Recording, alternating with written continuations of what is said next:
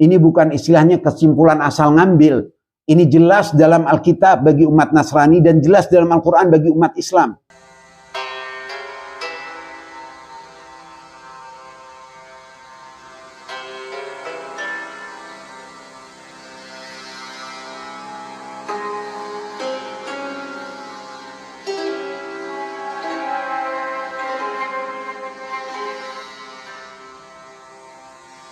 Qala Allah Ta'ala fi kitabihil karim. Bismillahirrahmanirrahim. Wa tilkal qura ahlaknahum lamma zalamu wa ja'alna limahlikihim maw'ida. Ini dalam surat Al-Kahfi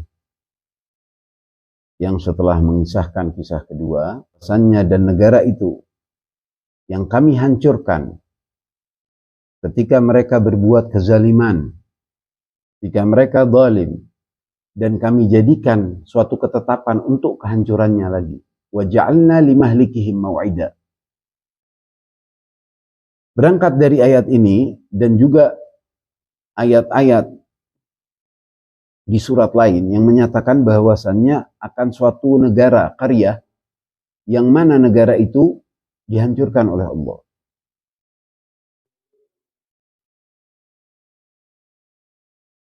Dalam surat Yasin juga disebut, Bismillahirrahmanirrahim, wadrib lahum mathalan ashabal qaryah idh ja'ahumul mursalun.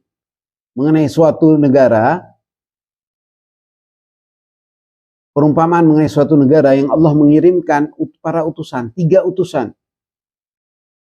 Idh arsalna ilaihim uthnain fakadzabuhuma wa azzazna bithalithin faqalu inna ilaikum mursalun. 3 utusan, 3-tiganya didustakan. Di mana ini sebenarnya negara tersebut? Ini negara yang dikutuk oleh Allah karena kezaliman yang dia buat.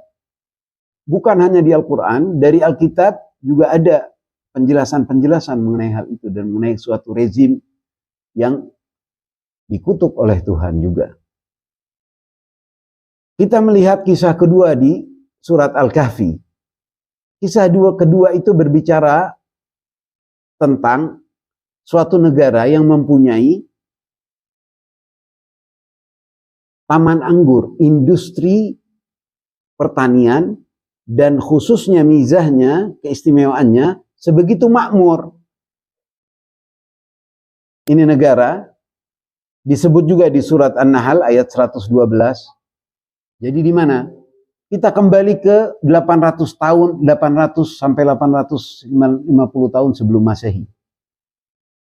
Jadi ada suatu negara dikenal dengan nama Samaria. Negara ini makmur. Dia punya kebun anggur yang sebegitu luas dan dikelilingi pepohonan pohon korma sesuai apa yang disifatkan dalam kitab suci, baik Alkitab maupun Al-Quran. Sebegitu luas dan juga indah, makmur. Kalau dalam Al-Kahfi juga disebut lahu thamar, yakni sangat menghasilkan buah-buahan dan segala. Dia melakukan perdagangan ke banyak negara. Di antaranya adalah negara Sidon yang tidak jauh, kalau sekarang masih masuk bagian Syam dekat Lebanon sana ya. Raja di negara itu dikenal dengan nama Ahab. Ahab ini mewariskan kerajaannya dari ayahnya, namanya Yerobeam atau Yerobim. Jadi setelah masa Nabi Allah Sulaiman, kaum Yahudi itu terpecah menjadi 2 dan mempunyai 2 state, 2 negara. Yang satu di selatan, yang satu di utara. Yang di selatan dinamakan, disebut dalam sejarah Yehuda, dan yang di selatan, yang di utara ini disebut dengan nama Samaria. Yang di selatan dia berpegang teguh kepada wasiat Nabi Sulaiman perihal syariat Taurat dan segalanya, dan bahkan bagaimana berpegang teguh kepada kepemimpinan, kelanjutan kepemimpinan setelah masa Nabi Sulaiman. Dan di sana hiduplah nanti Nabi Allah Zakaria, Imran, Yahya, sampai Nabi Allah Isa. Masuk kawasan Al-Aqsa dan Baitul Maqdis. Itulah mereka hidup di sana.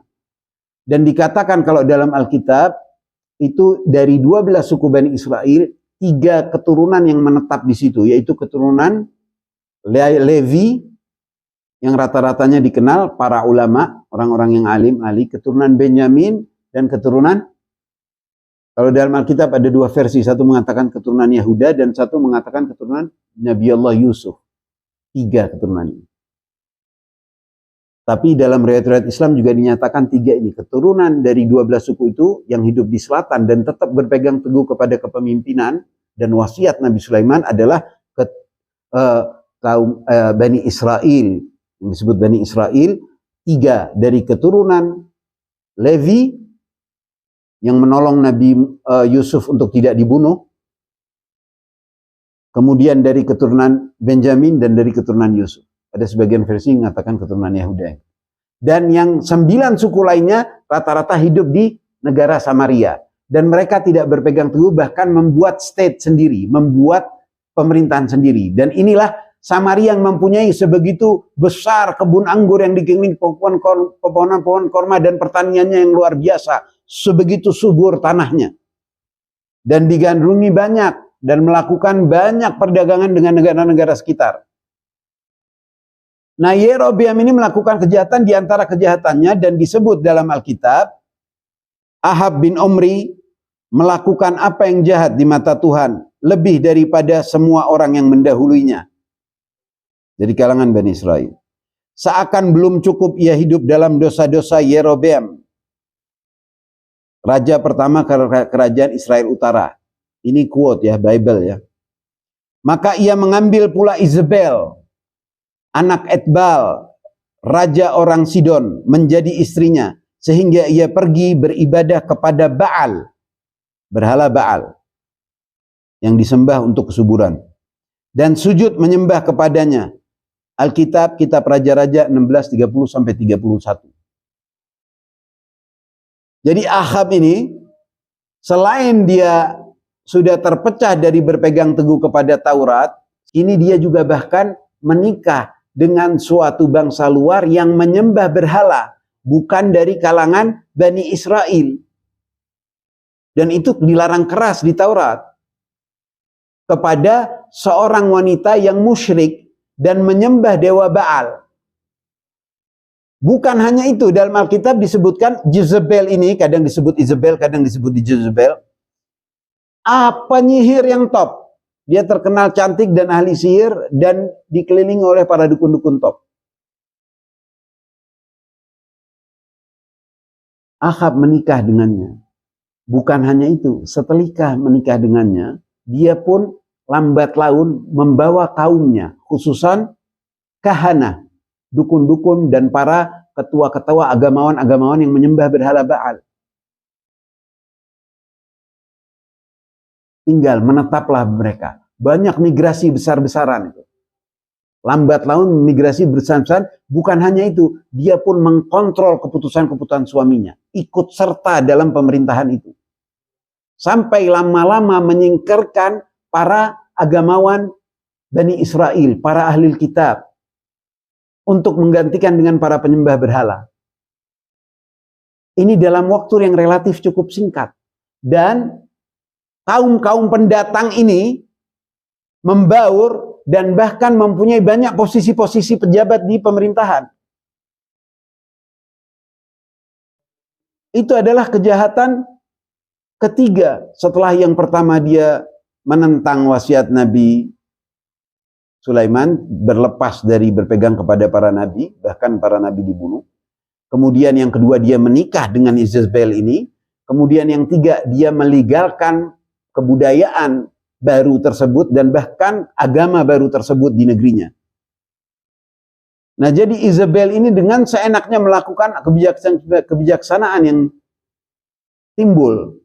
Di antaranya ada tanah-tanah yang bukan milik si raja, tapi diambil secara paksa, dan itu disebut dalam Alkitab. Kitab Raja-Raja itu kalau antum baca, sebegitu banyak menjelaskan peristiwa ini. Apa yang dia lakukan sama Raja Ahab? Ada seorang Bani Israel punya tanah turun-temurun.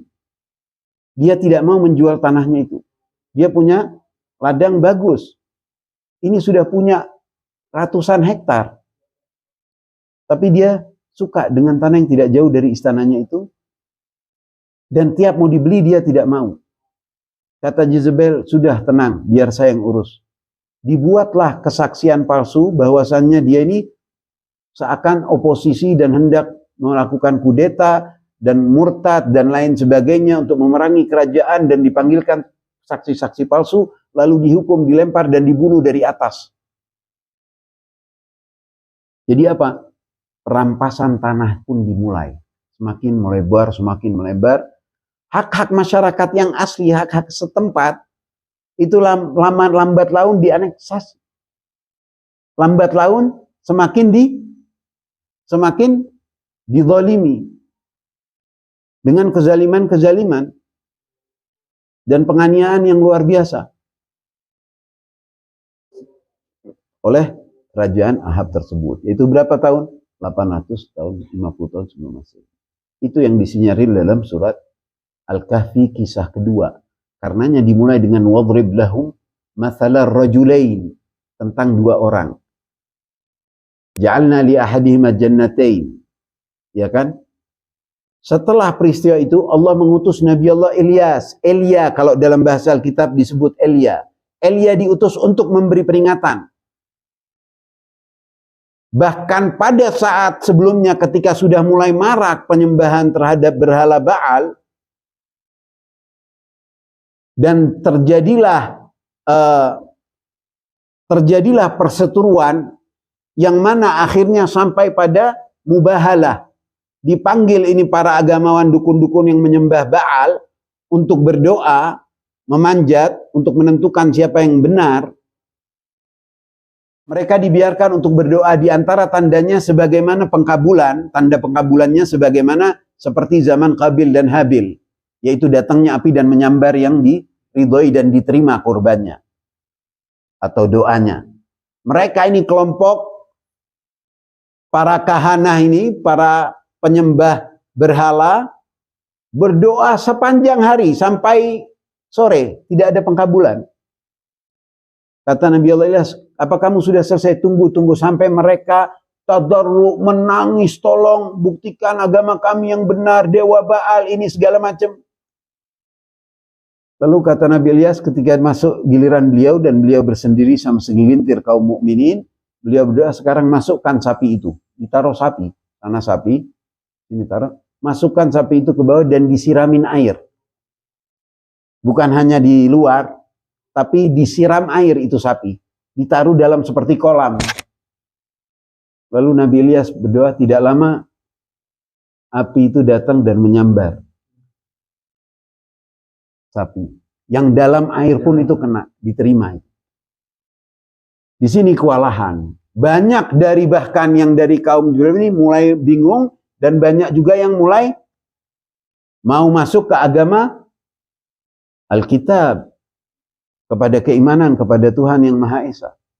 Karena kewalahan di sisi ini, apa yang dilakukan oleh Jezebel supaya tidak kalah, mereka melakukan asasinasi, gerilya, konspirasi untuk membunuh para agamawan dari kalangan kaum mukminin dan Bani Israel. Konspirasi ini yang hendak membunuhin seluruh kaum mukminin dan khususan para tokoh-tokohnya didengar oleh asistennya Ahab. Si Raja Ahab ini punya asisten namanya Obaja. Kalau dalam bahasa Alkitab Obaja. Kalau dalam bahasa riwayat Islam disebut namanya itu Ubaidah. Mirip. Ubaidah ini dia tetap beriman, dia berpegang teguh pada monoteisme dan tetap beriman pada Taurat. Tapi dia menyembunyikan keimanannya. Sebagaimana Ashabul Kahfi. Ingat, ini kisah kedua dalam surat Al-Kahfi. Dan Allah menerangkan karena ada pelajaran penting dalam Al-Kahfi. Surat Al-Kahfi itu penting dan punya hubungan erat dengan apa yang terjadi dengan urusan Palestina, Israel, dan banyak. Itu ada blueprint peradaban dunia di sana. Karena menyembunyikan keimanannya dan dia mengetahui, mendengar Jezebel ini lagi punya usaha untuk membunuhin para, disebutnya dalam Alkitab, para nabi-nabi. Maka dia buru-buru hari itu, di malam itu, dia mendatangi para ulama Bani Israel, orang mukminin, dan menyembunyikan mereka di mana? Disebut ini dalam kitab suci. Menyembunyikan mereka di 2 goa. 100 yang dia berhasil sembunyikan dari tokoh-tokoh kaum mukminin dalam 2 goa. Jadi surat Al-Kahfi itu banyak selama ini hanya mikir bahwasanya itu hanya Ashabul Kahfi dan dinamakan surat Al-Kahfi. Padahal keempat kisahnya berhubungan dengan goa. Itu bisa yang antum mungkin pernah baca dalam buku Misteri Al-Kahfi gitu. Itulah yang dia lakukan. Jadi sebagian selamat, tapi setelah dia membunuh dan semakin merampas tanah-tanah orang dan semakin melakukan konspirasi besar-besaran, penganiayaan, kemudian menjadi state yang apartheid, Ilyas didatangkan lagi. Diutus lagi untuk memberi peringatan terakhir. Itulah hewarnya. Idh huwa yuhawiruhu. Makanya apa katanya dalam Al-Kahfi? Begitu ketemu dengan bahasa yang sombong. Ana aktsaru minka malan wa azzu nafara. Antum perhatikan itu ayat. Aku lebih banyak harta dan lebih banyak pengikut. Ini menunjukkan sosok yang berstatus sosial tinggi. Yang layaknya raja Ahab. Dan itu lambang istikbar. State atau rezim yang sombong, yang angkuh dan melakukan kezaliman. Itu digambarkan dalam ayat ini. Lalu dia apa? Bagaimana ketika dia masuki kerajaannya dan melihat tanamannya? Ma'adhunnu an tabida hadhihi abada. Aku mengira ini tidak akan sirna untuk selamanya. Dan kalaupun aku meninggal, aku akan menemukan yang lebih baik. Padahal dia murtad. Dinasehati kan. Diberi peringatan sama Ilyas. Kenapa engkau tidak masuk kebunmu? Ini dalam sisi ideologi. Dan menunjukkan sisi kekafirannya, kemurtadannya, kemusyrikannya. Tapi dia percaya pada Tuhan awal. Itu adalah gambaran suatu negara yang sombong. Aktsaru minka malan wa azzu nafara. Dilihat Ilyas hanya seorang diri, bersama segelintir yang masih beriman. Tapi dibilang, kenapa engkau tidak masuk negara tanahmu, kebunmu, dan mengatakan, Masya Allah la quwata illa billah. Namun engkau hanya melihat bahwasanya aku aqalla minka mala wa walada. Aku lebih sedikit harta dan lebih sedikit pengikut atau anak-anak. Baru dia doa, fa'asa rabbi ayyutiyani khairan min jannatika wa yursila 'alaiha husbanan minas sama' fatusbiha sa'idan zalaqa. Maka semoga Tuhanku memberikan kepadaku kebun yang lebih baik daripada engkau dan mendatangkan suatu badai dari langit atau airnya surut dan negara ini menjadi licin, dan itulah akhirnya yang terjadi. Ini negara yang uhlikat. Karenanya ayat setelah itu mengatakan apa? Menjelaskan bagaimana suatu negara yang dikutuk, dihancurkan oleh Allah. Selain penyembahan berhala, apa yang dilakukan? Ada peristiwa-peristiwa, ada hal-hal kejadian seperti dilegalkan orang melakukan kebebasan seksual, LGBT, kerusakan moral yang luar biasa, dibiarkan, bahkan dimarakkan di sana. Sehingga apa? Orang bersatu tanpa pernikahan. Dengan adanya kebebasan seks yang luar biasa di sini, ada akses bagi iblis untuk merusak keturunan Bani Israel. Khususnya yang berada di Samaria saat itu. Sehingga dia mempunyai banyak keturunan. Dengan tebukannya, dengan banyaknya penyihir. Kemudian akses untuk dia mempunyai keturunan yang berupa manusia. Dan yang nantinya akan disebut Ya'juj dan Ma'juj. Di kisah keempat. Itu insyaallah antum yang baca buku Misteri Al-Kahfi dan Khidir di bab 5 udah menjadi jelas itu bab 5. Bab 2, bab 3 dan bab 5. Mengenai Ahab dan Ilyas ini di bab kedua. Karena kisah kedua. Karenanya sama kata Al-Quran di Al-Kahfi dimulai wadrib lahum mathalan rajulain, di Yasin wadrib lahum mathalan ashabal qaryah. Bagaimana mereka mendustakan para nabi. Bagaimana telah diutus Ilyas, lalu Ilyasa, lalu Dzulkifli. Lalu setelah peristiwa itu dan negara itu hancur licin. Setelah itu negara itu menjadi kering. Dan setelah kering banyak orang-orang yang hijrah. Lalu rezim itu hancur lebur. Ketika tidak ada kestabilan dan kemudian perekonomiannya hancur. Segala industrinya sudah sirna. Bahkan pertaniannya sudah habis. dicaploklah dengan diduduki oleh kerajaan Assyria. Belahan Irak. Di Irak saat itu, masa itu kalau Irak saat sekarang ada Babilonia dan ada Syria. Nah, Assyria mencaplok negara ini sehingga kaum lain yang akhirnya hidup di sana dan kemudian mereka ini yang berada di Samaria yang sudah ras campuran setelah sekian generasi, mereka berhijrah. Kemana? Ke mancanegara, timur dan barat, dan diantaranya mayoritas naik ke arah atas pegunungan-pegunungan, yaitu di yang disebut celah Darial, di perbatasan antara Georgia dan Rusia. Dan di sana hiduplah kaum Skythia yang ahli kuda. Mereka mulai membangun kekuatan-kekuatan militer sehingga mereka merusak negara-negara sekitar karena kekuatan militernya merampas harta kekayaan negara-negara lain. Selama dari 850 sampai masa 3 abad kemudian, hadirlah Dzulkarnain dan bertemu dengan kaum yang minta tolong untuk supaya mereka dikurung. Lalu mereka dikarantina oleh Dzulkarnain. Inna Ya'juj wa Ma'juj mufsiduna fil ardh. Dan ini kata fasad kembali antum temui di surat Al-Isra.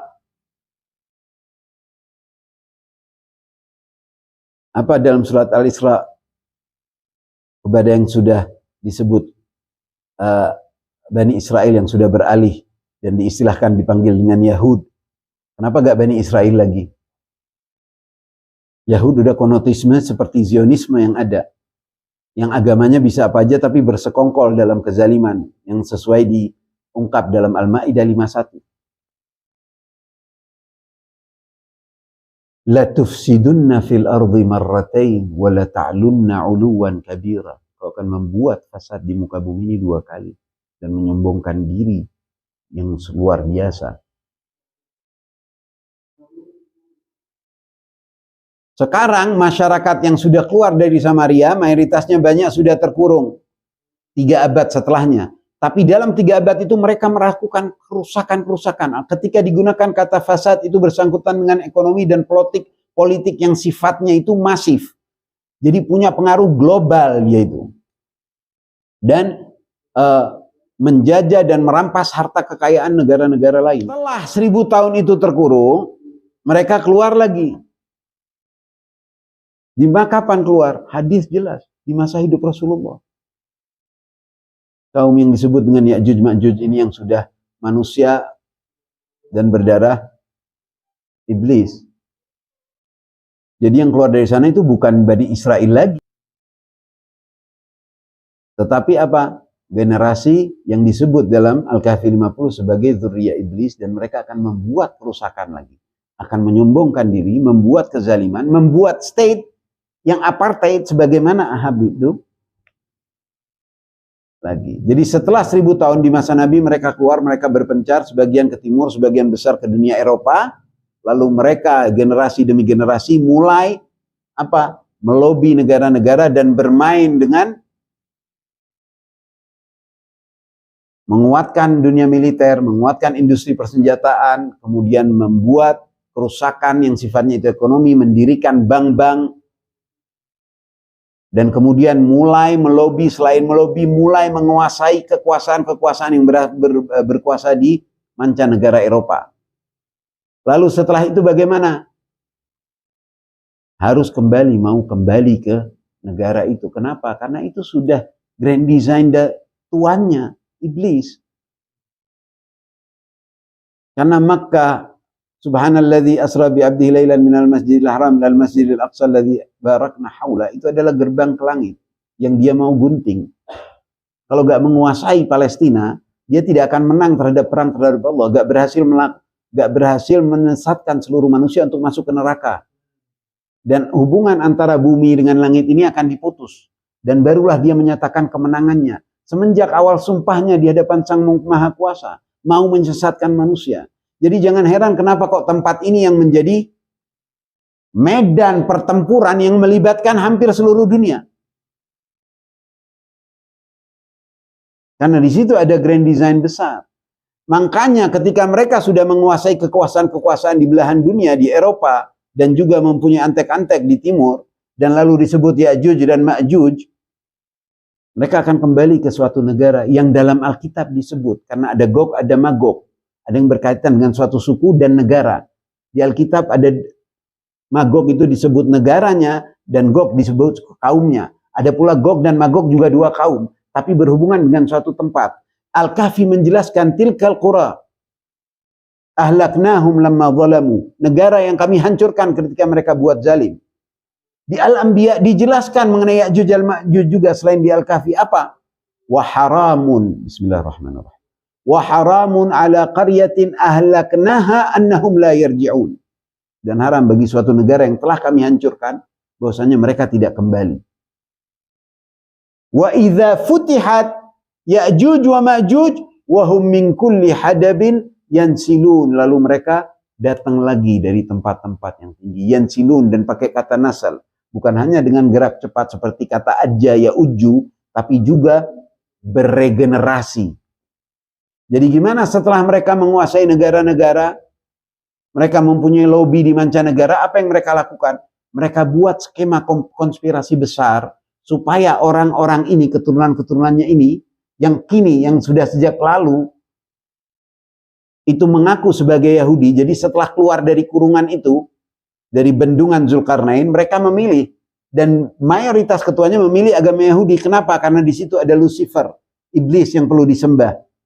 Dan dia melihat Yahudi eksklusif dan segelintir penganutnya. Menjadilah mereka apa? Aktsaruna, orang yang paling banyak.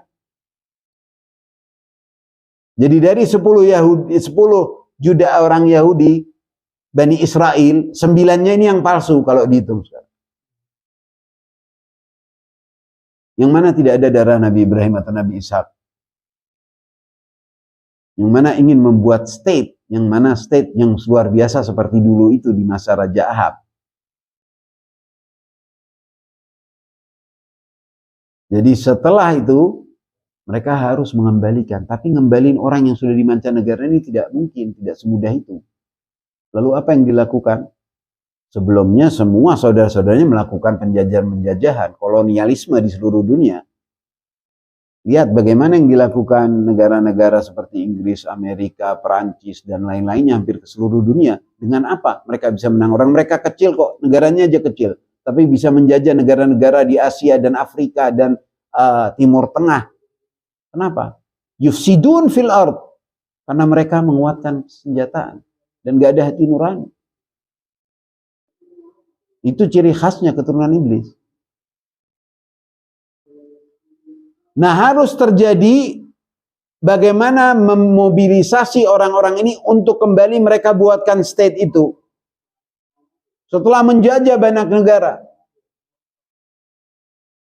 Haruslah ada sosok berperan seperti Hitler. Yang mana dari kaum mereka sendiri mempropagandakan bahwasanya membunuh Yahudi, tapi di saat yang sama itu segala harta dan orang-orangnya dialihkan dan dibawa kemana? Kenapa tidak ke negara-negara Eropa atau negara-negara lainnya? Kenapa harus ke Palestina?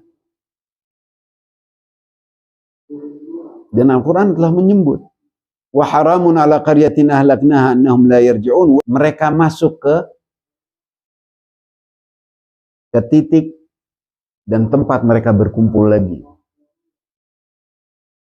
Dan membuat state dan memberlakukan hal yang sebagaimana dulu, kezaliman lagi. Itulah kenapa di Al-Isra dibilang la tufsidunna fil ardi marratain, yakni pengaruhnya sampai seluruh bumi. Apa yang dilakukan Israel terhadap negara-negara lain dengan lobinya yang internasional?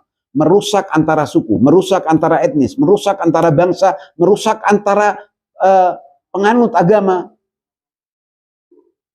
Dan di setiap agama dibuat aliran-aliran. Di setiap aliran-aliran dibuat sekte-sekte. Pokoknya supaya yang lainnya jangan sampai bersatu. Dan itu diantara rahasia kemenangan mereka. Jangan sampai ada agama satu sama lain damai. Walaupun kadang yang hidup ribuan tahun, ratusan tahun hidup damai. Saling menghormati. Mungkin adalah konflik fanatisme satu dan ini tuh bisa saja terjadi. Tapi gak ada sampai terus-menerus. Makanya kalau kata ulama, di mana ada perpecahan, di mana ada fitnah, pasti di belakangnya ada Yahudi.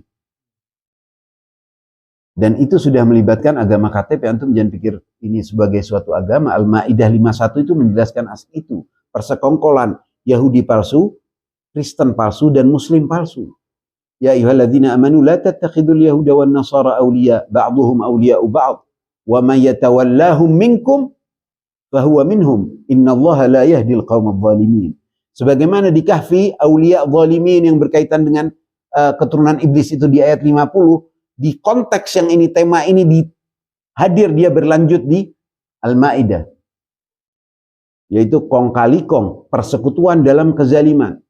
Jadi agama KTP-nya bisa aja Yahudi atau Kristen atau Muslim, tapi mereka bersekongkol dalam kezaliman. Dan apa yang terjadi sekarang ini bisa antum baca dalam surat Al-Maidah 1 lembar dari ayat 51-58. Dan apa yang akan terjadi terhadap bagaimana Palestina dan Israel dan siapa yang akan menang nanti ada dalam surat Al-Maidah ayat 51-58. Silahkan baca dan baca artinya.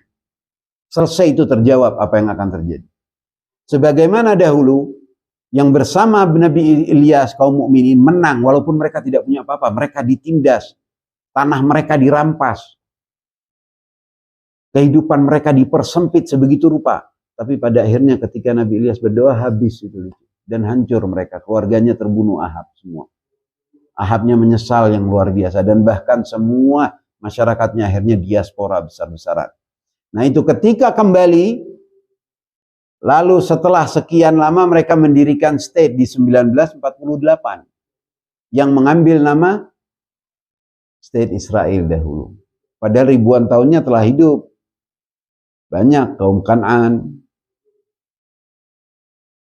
dan lainnya dan disebut nama Palestina, bahkan oleh kerajaan Romawi ketika menduduki Yerusalem juga menamakan kerajaan Palestina.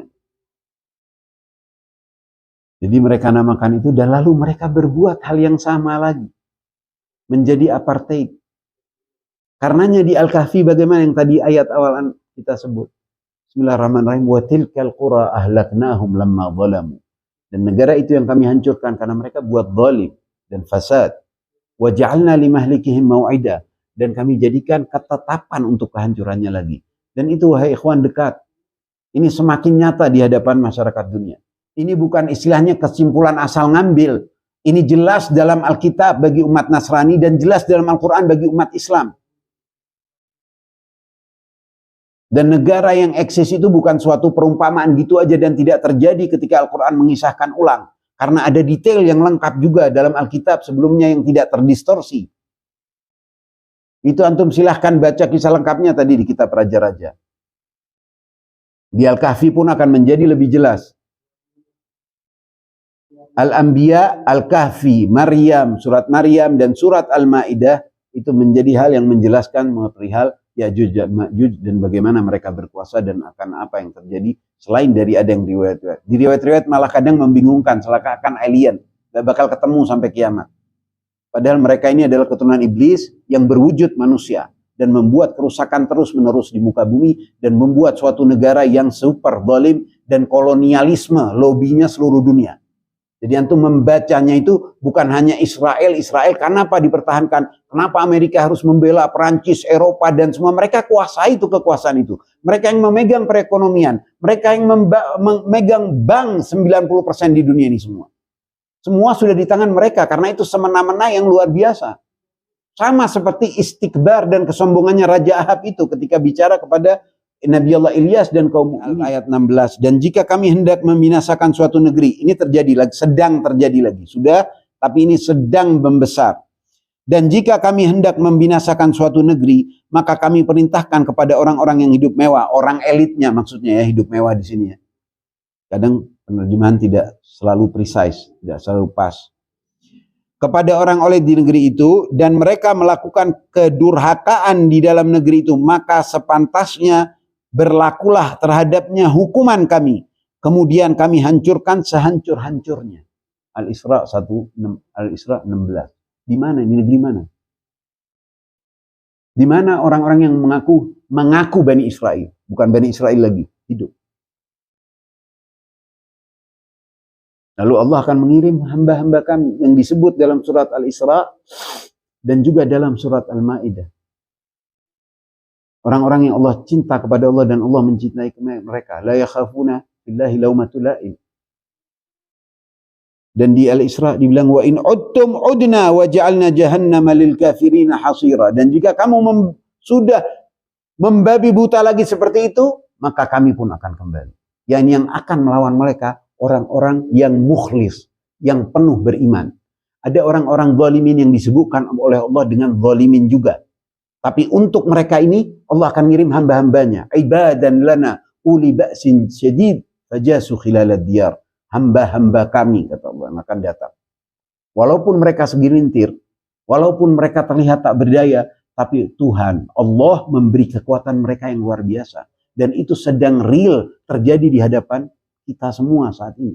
Apa yang dimiliki Gaza, sampai sebegitu, sampai negara-negara luar, Amerika, Perancis, Inggris, dan semua negara-negara, belum lagi dari antek-anteknya dari Timur dan Asia, bersuara seakan membela, seakan harus dua negara, Hamas dibilang teroris.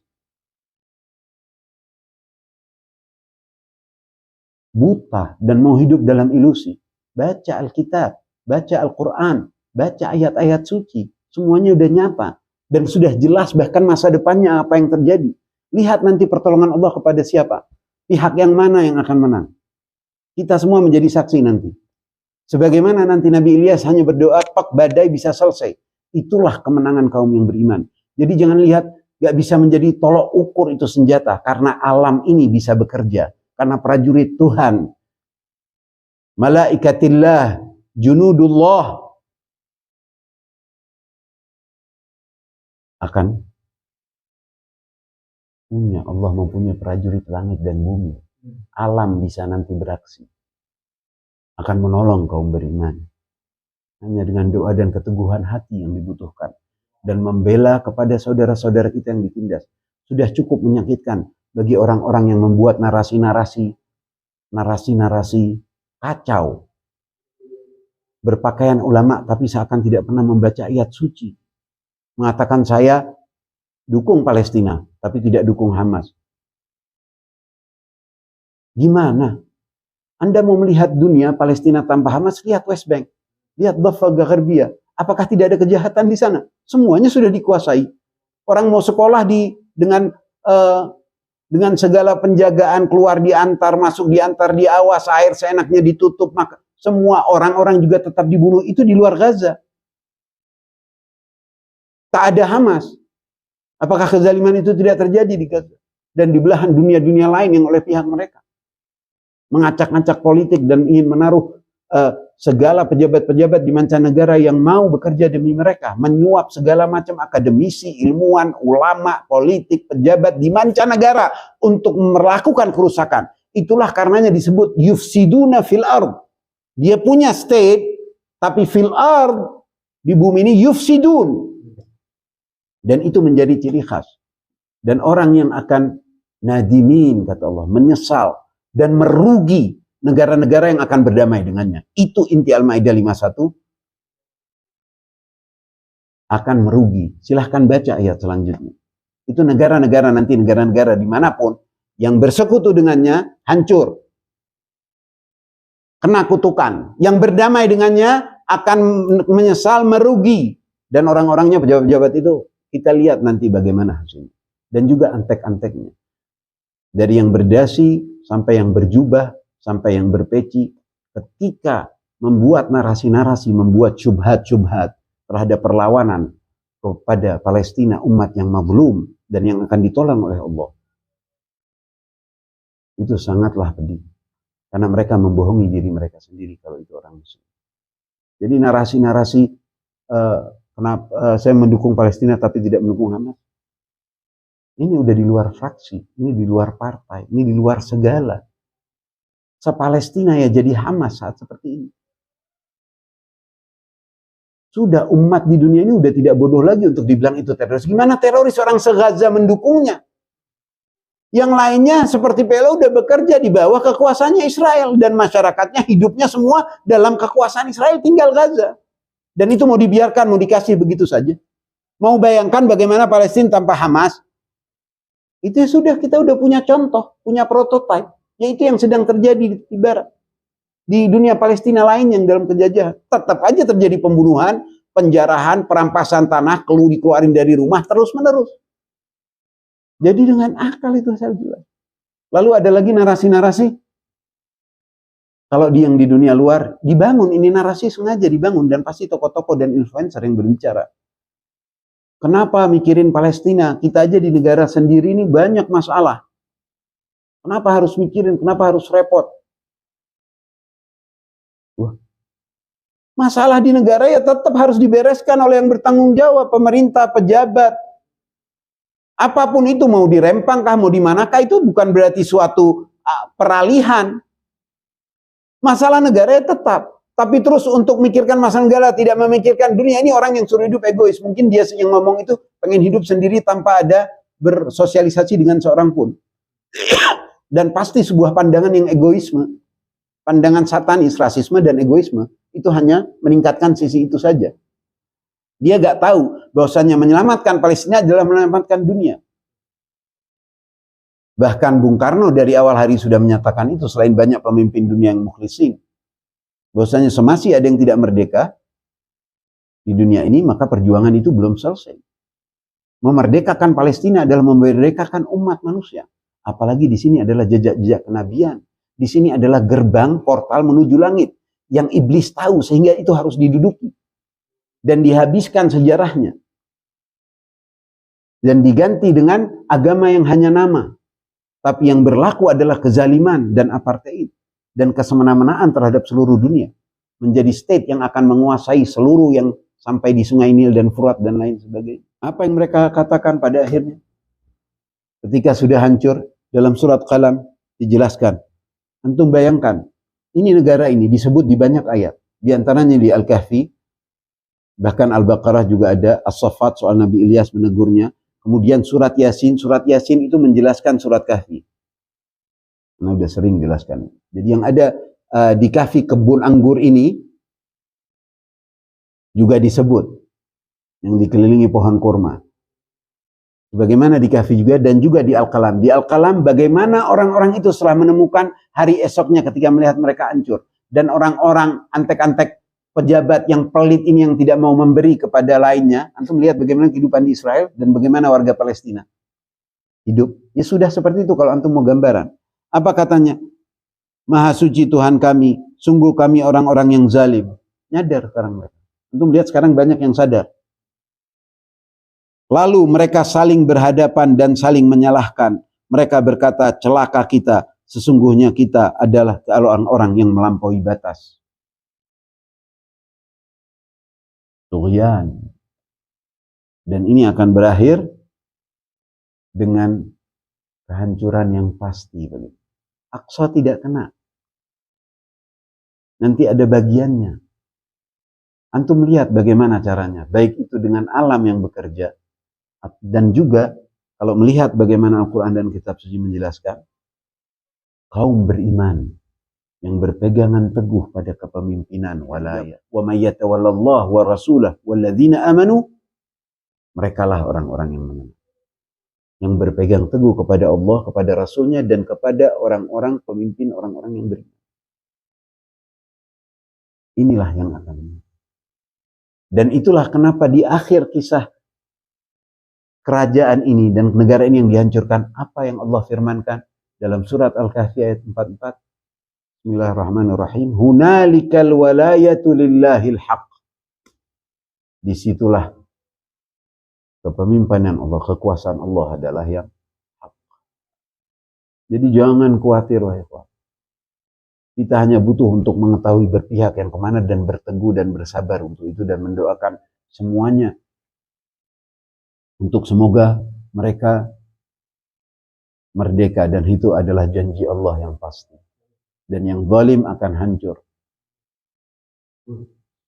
Allahumma ansuril Islam wal muslimin wa khudhulil kufra wal munafiqin. Allahumma ansur ikhwanana fi Falastin ya rabbal alamin. Wa atina wa jami'al mu'minina wal mu'minat fi masyariqil ardi wa magharibiha farajan min 'indika 'ajila ya Allah. شهادة أن لا إله إلا الله محمد رسول الله اللهم صل.